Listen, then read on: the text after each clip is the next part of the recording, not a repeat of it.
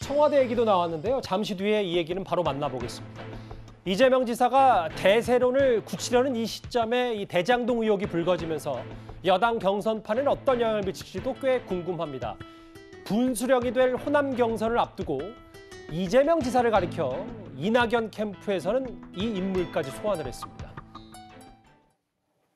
이미 여러 차례 이제 문제가 되고 의혹 제기됐었기 때문에 저는 뭐 이재명 지사라든가 우리 성남시 또 이재명 캠프 입장에서는 아무런 문제가 없다. 또 어떠한 뭐 수사도 즉각 개시된다고 하면 바로 저는 응해갖고 진실을 밝힐 의도가 있습니다. 몇 사람이, 7사람이 그러는데 수천억이 벌었다는 게 말이 되는 소리입니까? 그게 무슨 공공개발이고 공영개발입니까? 우리가 MB 때 이명박 대통령 때 그걸 봤습니다. 능력 있는 사람이니까 도덕적으로 좀 문제가 있더라도 눈 감고 가자. 결국 어떻게 됐습니까? MB는 지금 감옥에 있습니다. 이걸 왜 되풀이해야 되겠습니까? 이낙연 캠프 서른 의원의 말 그대로예요. 결국 이명박 전 대통령은 감옥에 있다.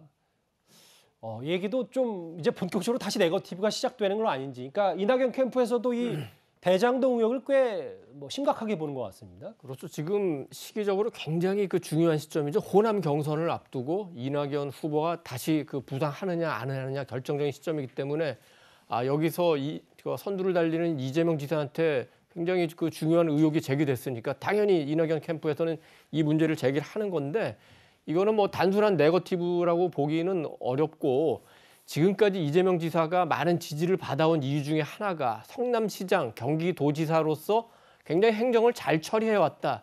능력 있다. 이런 이미지였는데 아니 그럼 성남시장 할 때 이런 혹시라도 이런 부정부패에 관여돼 있다는 거야? 이렇다면은 행정가로서의 그 이재명 지사의 이미지에 굉장히 큰 타격을 받을 수 있죠. 특히 이명박 대통령을 다시 한번 소환하는 것도 따로 이유가 있는 것 같습니다.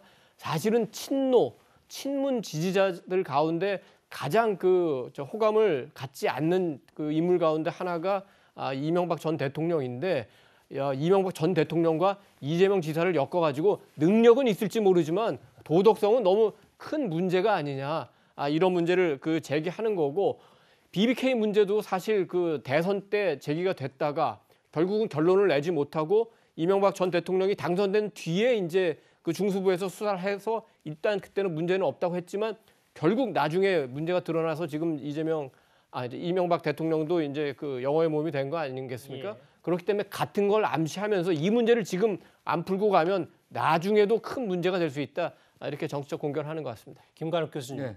바로 이재명 지사 측은 네거티브 안 하겠다더니 이 정도면 선을 넘었다. 뭐 이렇게까지 이명박 전 대통령이 소환되면서 얘기를 하는 것 같더라고요. 전 그 부분에 동의합니다. 왜냐하면 저렇게 MB를 얘기할 정도면 MB가 왜 나오냐면 이게 BBK 다스 본인 거 아니라고 얘기를 했잖아요. 대선 때. 사실 그렇게 해서 국민들의 어떤 선택을 왜곡시켰습니다.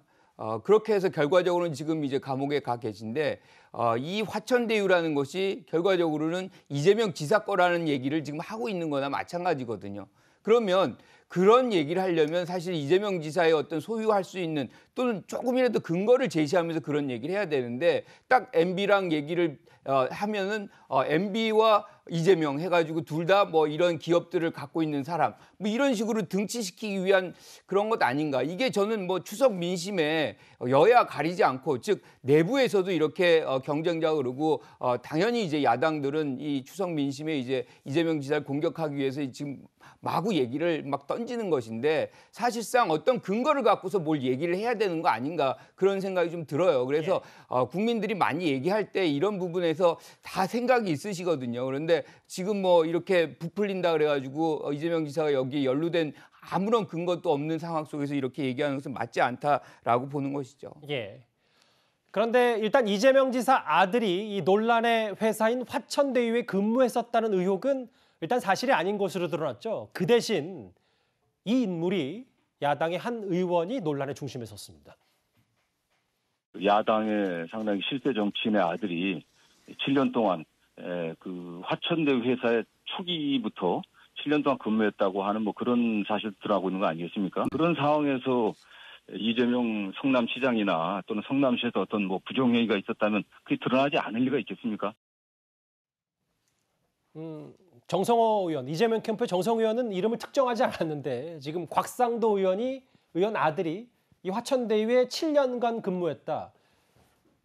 이재명 지사 측은 취업 청탁 뇌물 의심된다. 바로 또 역공에 나섰거든요.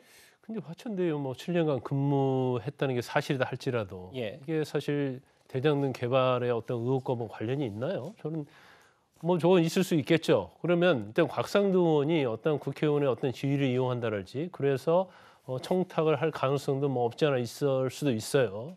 그러면 화천대유라는 회사가 그렇게 누구나 취업하고 싶은 그런 회사는 아니다고 저는 보거든요. 5천만 원씩 자본금 회사인데 그러면 곽상도 의원도 이 회사가 어느 정도의 배당금을 받고 어떤 위치에 있는가를 알았을 가능성이 크다. 그러니까 일반적인 우리가 시행사를 알기는 어렵다. 그러면 이것도 사실은 의회 관점과 연결이 된다고 보고요. 그다음에 이 컨소시엄 관련해서 성남의뜰이라는 컨소시엄 아닙니까? 그러면 이걸 사실은 이것도 하나의 의혹이에요. 그러니까 KB 하나은행에서 이 컨소시엄을 구성했다고 그래요. 예. 근데 KB 하나은행이 이 컨소시엄을 구성하고 가져간 이익이 뭐죠? 아하. 출전을 했어요. 근데 거기다 이자를 가져갔어요. 그러니까 이 컨소시엄이 전체적으로 보면 마치 금융기관들이 막 투자를 해서 공공개발을 하는 것처럼 보지만 예. 금융기관은 배당을 전혀 가지 않았어요. 그런데 출자만 하고 이자를 가져갔거든요. 근데 만약 이 사업에 리스크가 있다고 하면 출자하겠어요? 나중에 이자가 어떻게 될지 모르는데. 알겠습니다. 그렇다고 본다면 이거 자체를 뭐 이재명 지사하고 연결이 돼 있다 안 돼 있다 이걸 떠나서 컨소시엄의 구조, 그다음에 배당금의 이익과 관련된 이것은 설계 자체가 아주 잘못됐고 이재명 지사가 관여를 안 했다 하더라도 이건 굉장히 큰 문제다 이렇게 봅니다. 예. 그러니까 일단 곽상도 의원 아들이 7년간 화천대에 근무를 했는지 안 했는지 했다 손치더라도 이거는 본질과는 좀 거리가 있다. 김광현 선생님 그렇게 보시는군요. 알겠습니다. 앞서 저희 곽상도 의원이 자막에 오타가 하나 있었는데 곽상도 다시 바로 잡겠습니다.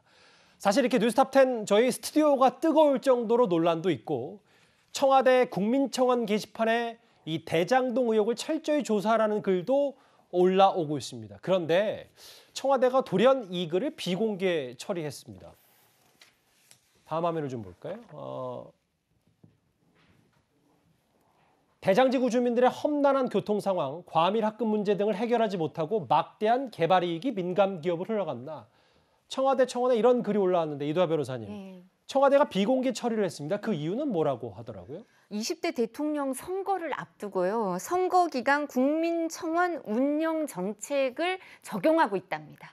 그래서 이제 20대 대통령 선거에 영향을 미칠 것 같으면 그 부분은 비공개 처리를 하고 있다고 하는데 여기 청원인이 이제 일부 언론하고 인터뷰를 하면서 통화를 하면서 어떻게 얘기를 했냐면 정치적인 목적의 글이 전혀 아니다. 여기에 대해서 이 지사를 공격하는 모습으로 특정인에 대해서 특정 후보에 대해서 공격하는 모습으로 비칠까 봐 몇백 명의 입주민들과 카톡방에 고민하면서 쓴 글이고 지금 보면 너무 험난한 교통 상황, 과밀 합금 문제는 해결이 안 돼 있는데 4천억을 갖고 갔다니까. 근데 아까 말씀드린 것처럼 50% 이상은 공공이 갖고 와야 되니까 의결권도 갖고 있게 돼 있는데 이건 이상하게 돼 있으니까 그럼 우리가 2천억을 더 받을 수 있었고 그걸로 이 과밀한 합금 문제도 해결되고 교통 상황도 인프라가 더 잘 깔릴 수 있는 여건이 있었던 거 아닌가, 누군가의 배임이 있는 거 아닌가 이런 걸 밝혀달라는 거죠. 예.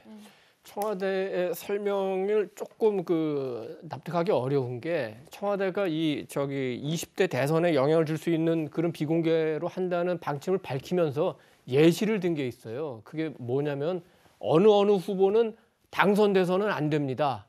어느 후보는 지지합니다. 이런 직접적인 지지나 반대를 하는 글을 예시로 올려놨는데 지금 거기 입주자가 올린 글은 전혀 관련이 없어요. 이렇게 수천억 원의 수익이 났는데 왜 교통 인프라를 제대로 하지 않았느냐. 주변의 송천탄 문제를 왜 해결하지 않았느냐.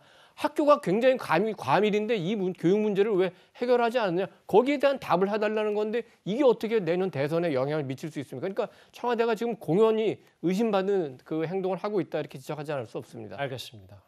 정치권에서 새롭게 불거진 이 대장동 특혜 의혹, 이재명 지사의 반론까지 저희가 하나하나 살펴봤습니다.